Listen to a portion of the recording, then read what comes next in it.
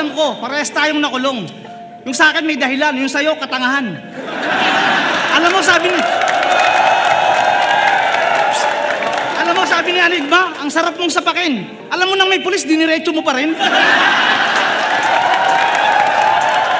Ang Flip Top Second Set 11 ay isang event na naganap noong March 18, 2023 kung saan ay dito rin naganap ang unang round ng Istabuhay 2023. Sa kabuuan ng Second Set 11 ay isang memorable na event dahil na sa mga battle, performance at mga special na anunsyo. Tulad na lang ng inanunsyo ni Batas ang pagre-retiro nito sa Flip Top dahil siya at ang kanyang pamilya ay lilipat na sa ibang bansa. O di naman kaya ay may mas malalim pa itong dahilan. At syempre, hindi mawawala ang mga komedyante na magbibigay buhay sa video natin sa araw na ito.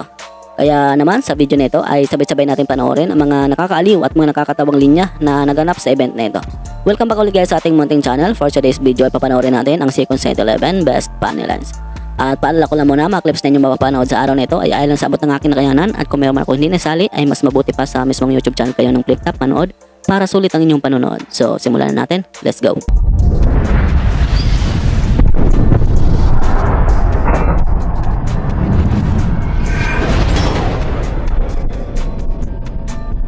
At alam nyo bang lap trip ako nung finals nila dahil sa isa netong katangahan? Kasi sabi niya, fade to black ka sa screen, yan ang vignette ng kamatayan.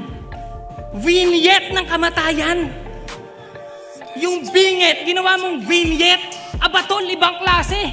Kasi magagawa mo lang yun pag vignette magsasabi.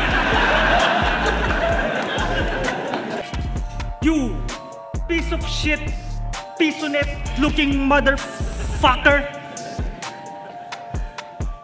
High-tech yung bungo mo. Cyber ka siguro. Nasa SIM card registration pa lang kami, meron ka ng microchip sa ulo. Unjing na umaastang gangster. Palibhasa yung hassle matindi.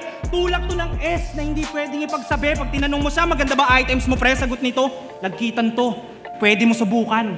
Iaabot niya ng pasimple, tas ibibigay niya sa'yo suman. Suman! O, tindero to ng suman. Respeto sa hassle man, pero kung makaastang gangster yan, kala mo droga yung minumove niya, magaling. Bawal kayong dumaan sa hood nila pag may dala kayong kakanin, baka bigla kayo sabihin mo, pogi ka sa inyo? Takin na tornilyo ang luwag. Kung ganito pogi sa Iloilo, ano yung mga tao dun, bulag? Ano, bok eye? Eh kung ikaw yung vocalist ng mayonnaise, nagpakamatay si Jopay. O ano? Ganyan, puta freestyle lang, huwag kang makangas! First time ko nakitang tumawa si Batas. Kaya yung shota mo ngayon, wala nang solusyon. Nung sinagot ka niya, malamang di na pa alam yung evolusyon. Isang sulit na laban na naganap sa event nito ay ang labang C9 at Slack 1, parehong 3JS at pareho ding komedyante. Dito nga ay nagpakita sila ng perfect blend of serious and comedic styles na nagustuhan naman ng mga manonood at nagpapatunay lang na hindi sila nagkulang sa lyricism. Pero ayon nga sa ilang fans ng dalawang ito ay pinatunayan ni C9 at Slack 1 na mali ang mga kritiko ng 3GS sa kanilang lyrical war. Sa madaling salita, ang laban ni C9 at Slack 1 ay naging positibong sorpresa para sa maraming mga tagahanga, lalo na para sa mga nagdududa sa kakayahan ng 3GS MCs. Bago ko simulan yung round 1, if that's fine, sasabihin ko lang yung una ko na punchline. Putang ina mo. Game? Tang ina, unang paglabas ni Luga, maraming nanginig. Makatang may problema sa pandinig na sa Flip Top ang lakas magparinig kasi reklamo ng reklamo sa TF nung una. Pero bandang huli, biglang sumang-ayon ng malaki si Luga kasi hindi na tutuli. Tutuli! Nagre-reklamo ka? Nagre-reklamo ka? Gusto mo ng kotong? Kotong buds, tang ina ka! Okay. Nung unang nag-partner kayo ni Bagsek, yung produkto nyo mas bumenta pa lalo. Sipin mo yung mami at chili garlic yung lasang putang ina, bestseller pala pag pinaghalo. Kasi ba't ang anghang nung chili garlic? Ano ba mga rekado? 1 kilong sili, bawang, mantika at patong-patong na rape niya ang kaso.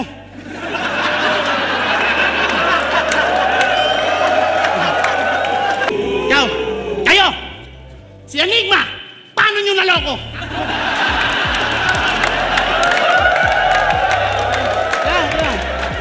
Si Enigma! Enigma, paano nyo naloko? Yung flip top, ba't puro naman konyo? Yung liga, naging seryoso. Mawiwili ka sa mga fans na bobo kung sino pa yung mga judges, sila din yung bumoboto.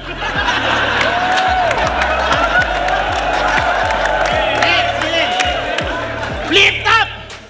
Kami na lang si Bulturero, total gumagawa kayo ng lapida. Tama naman yung mga sinabi ni Apex, mali lang yung pagkakasabi niya. Ha? Si Enigma, paano niya naloko? Pinapasok si Shaboy dito, yung flip top, ginawang porno! Ganon, maglibat. Hindi naman ako yun, ah. Game. Game! Saludo ako sa 3GS. Kahit na maraming may ayaw sa aming grupo, na kahit gaano kayo mainis, hindi mabuburan dalawang bayaw yung kampiyon, oo. At kung i-consider nyo pa nga to, kauna-una ang MC na nabawian ng panalo.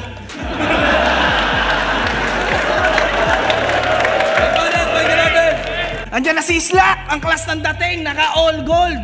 Lalo na pag naka bling bling, mukha kang mamahaling bulldog.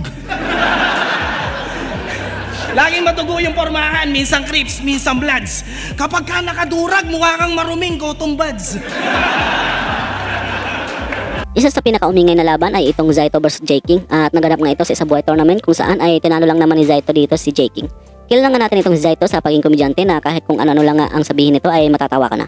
Madalas siyang nagrarap tungkol sa mga karanasan niya sa buhay, mga problema sa lipunan at mga personal na observation. Pinakita ni Zaito ang kanyang A-game at pinaalala kung sino nga ba ang boss. Kahit maganda ang pinakita dito ni J King ay talagang natabunan ng performance dito ni Zaito ang kanyang sulat dito at masabi mong talagang ibang Zaito ang bumatil dito. Alam niyo kung bakit siya inalis ni Coco Martin? Dahil sa kanyang kaadikan.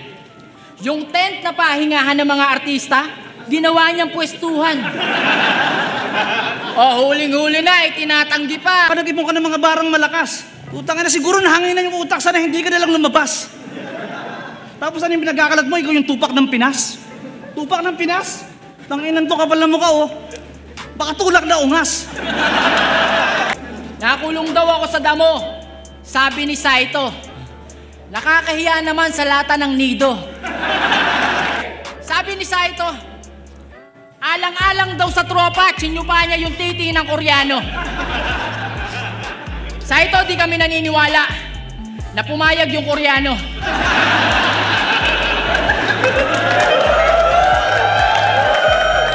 Pero sige, ngayong gabi, revelasyon.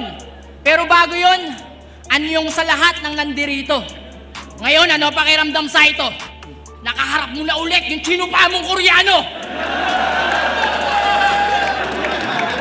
Tangina, yamaga. Kwento, speaking mo kwento, gaano ka katarantado? Nung tinanong ka kung sino bida sa Titanic, ang sinagot mo si Elsa at Lando.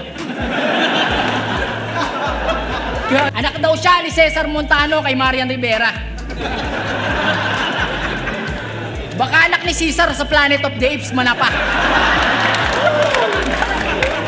At syempre, dahil umabot ko sa part na ito at kung bago ka lang nakapasyal sa channel ko ay nanyayahan mo na kita na subscribe at hit na rin ang bell button para lagi kang updated kung may bago kong ilalabas mga content tulad nito. At papalo at like na rin ang ating Facebook page, nag-upload ako doon ng mga content about sa hip-hop at flip-top. Maraming salamat at pagpatuloy tayo. Mga laban mo, putang ina, totoo lang, walang katuturan. Ang iniisip ko yung mga audience, putang ina, tuwang-tuwa naman. Tangina naman, ano to, lokohan? O sige nga, magbigay kayo ng linya na itong may kabuluhan. O di ba wala?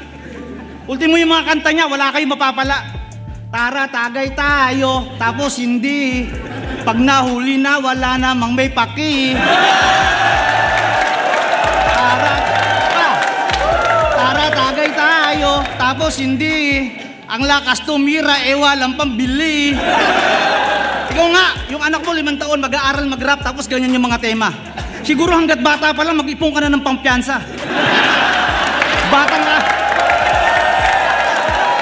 Sunod naman na laban ay ang laban sa pagitan ni Beatroom at Manda Baliw.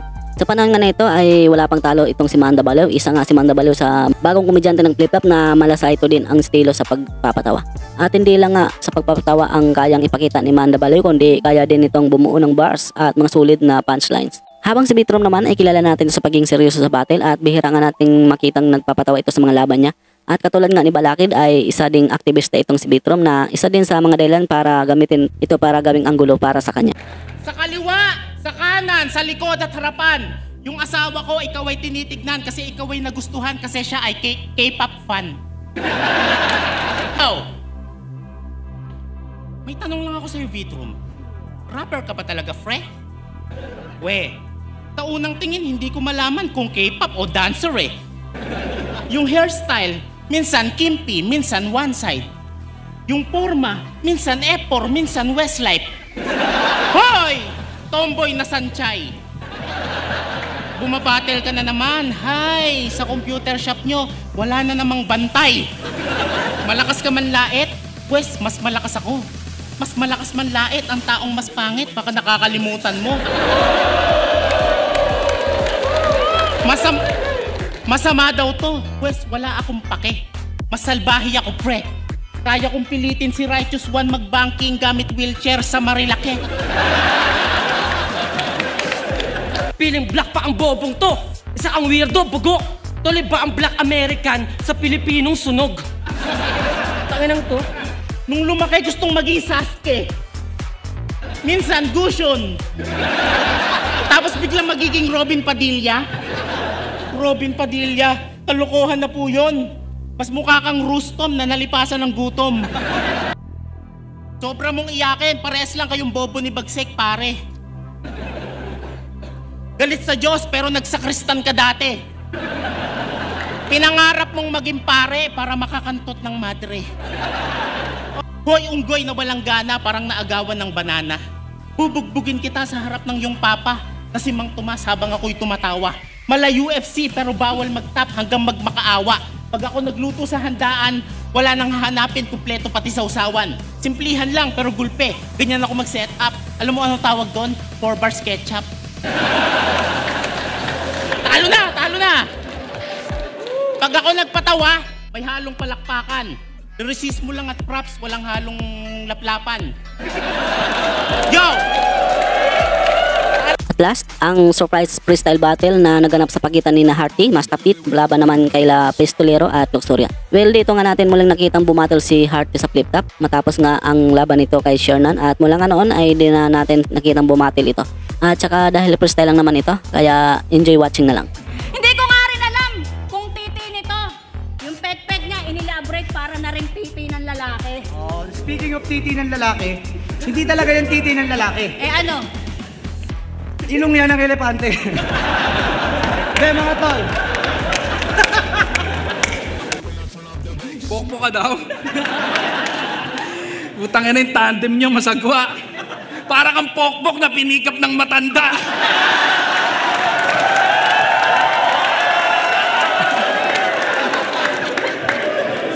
Hubad-hubad ka dito. Tangina, tuwan-tuwa naman si Sinyo.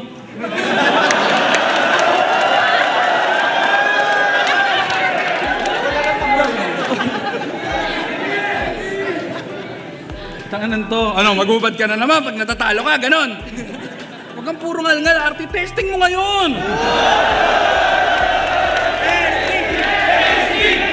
Law-law suso ni Lax? Oo nga, no? Law-law daw suso ko. Tangina, tapos na yung finals, bumabanat pa to. Kung law-law suso ko, tangina, las-las naman yung bayag mo. Teka lang! Ayoko naman talaga sana ng ganitong laban. Dapat kaming dalawa yung magkakampi. Tapos wawasakin namin dalawa yung kanilang mga pante. Ang problema, si Arik tumanggi. Gusto niya magkakampi yung dalawang tangke. Okay na. Alam mo, freestyle. Hanggang dito lang guys ang aking video sa araw nito. Maraming salamat sa inyong panonood at sana ay nag-enjoy kayo. Maraming pong salamat sa mga solid supporters natin dyan na walang sawang sumuporta sa channel ko. Marami pa akong ilalabas mga content about sa hip-hop at flip-top kaya pakikabang-abang na lang po. At syempre don't forget to like this video para naman mapakita ng YouTube sa iba pang manonood. At syempre napakalaking tulong na yan para sa aming mga content creator.